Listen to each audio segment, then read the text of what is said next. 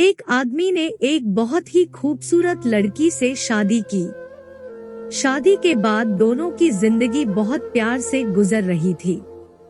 वह उसे बहुत चाहता था और उसकी खूबसूरती की हमेशा तारीफ किया करता था।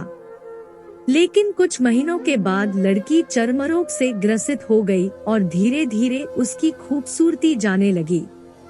खुद को इस तरह देख उसके मन में डर समाने लगा कि यदि वह बदसूरत हो गई तो उसका पति उससे नफरत करने लगेगा और वह उसकी नफरत बर्दाश्त नहीं कर पाएगी। इस बीच एक दिन पति को किसी काम से शहर से बाहर जाना पड़ा। काम खत्म कर जब वह घर वापस लौट रहा था, उसका एक्सीडेंट हो गया।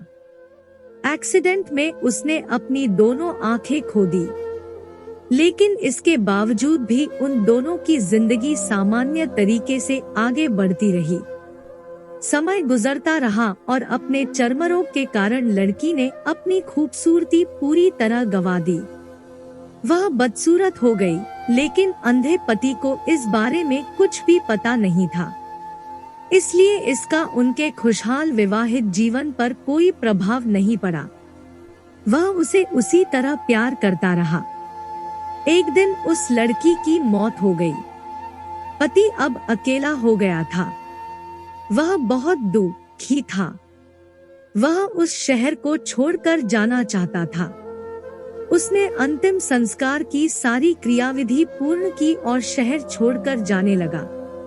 तभी एक आदमी ने पीछे से उसे पुकारा और पास आकर कहा, अब तुम बिना सहारे के अकेले कैसे चल पाओगे?